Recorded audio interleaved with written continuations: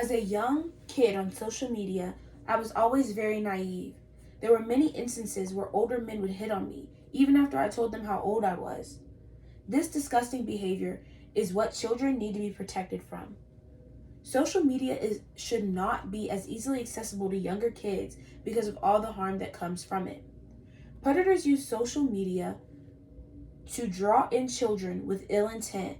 They use it to manipulate the minds of young, naive children to do things such as leave the house and meet up or send explicit photos and videos. El Gersma of Common Sense Media states only 5% of predators will pretend to be children. Most reveal that they're older, which is especially appealing to 12 to 15-year-olds who are most often targeted. 12 to 15-year-olds are most often targeted by these predators because this age group finds older men fascinating. Although it is common for predators to reveal their true age, it is still important to keep an eye out on predators who are pretending as if they are children. Teens want to feel special, validated, attractive, and understood at a time when they're separating from their parents. So an older quote-unquote friend who's very interested in them can feel exciting and special. Predators will use these emotions and the need for attention that these teens have to trick them into thinking that they truly care about them. But in the end, they only want to benefit themselves.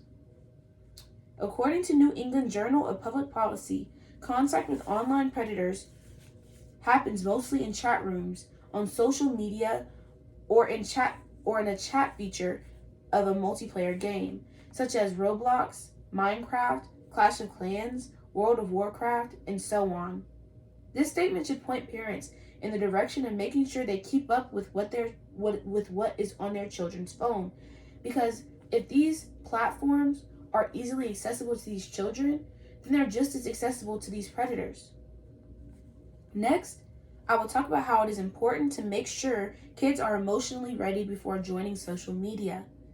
Kids being on social media before emotionally ready leaves kids vulnerable to getting their feelings hurt due to things such as cyberbullying.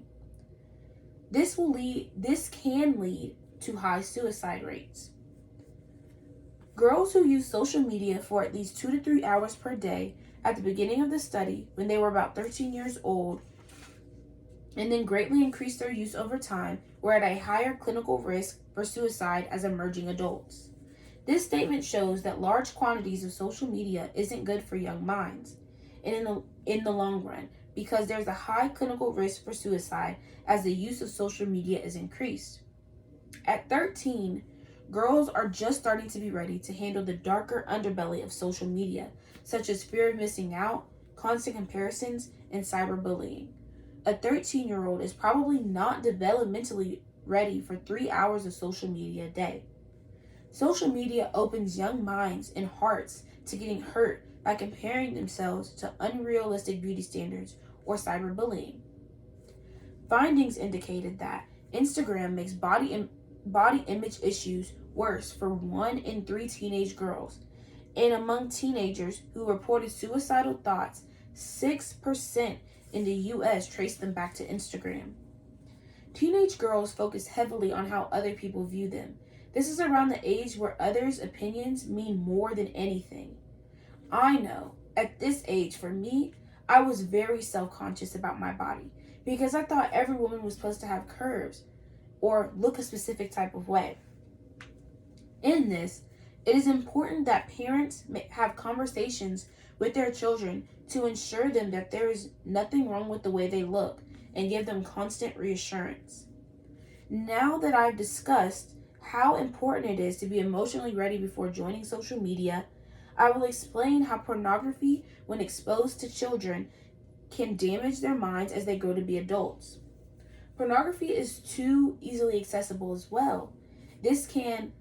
Seeing these things can damage their minds as they grow to be adults.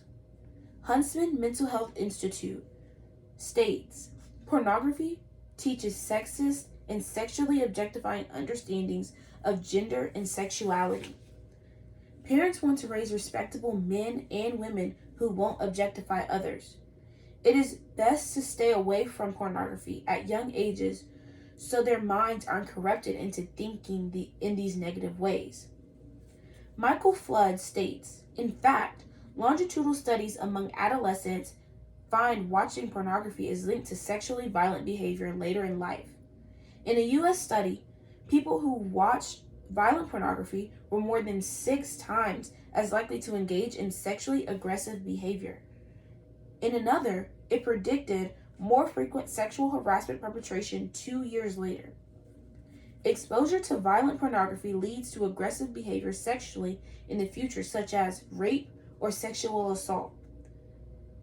If you have the opportunity to stop these actions before they get to the worst point, it is best to handle it head on. Parents need to be informed of the dangers of social media so they can keep their children out of harm's way emotionally and physically. Social media is too easily accessible in this day and age and leaves young children vulnerable to emotional and physical harm. Predators have just as much access to social media as young children and use it to draw them in so they can use them for their benefit only. Being on social media before children are developmentally ready leaves children vulnerable to being hurt by things such as constant comparison to unrealistic beauty standards and cyberbullying, leading to high suicide rates. Pornography is easy to come upon through social media, and if kids see these acts, it could cause damage to their minds as they grow to be adults. Even Zendaya agrees that social media has negative impacts on people's lives. She says, "There are things that people say that hurt my feelings," or whatever. Especially with social media. It can be the most amazing thing, but it also can be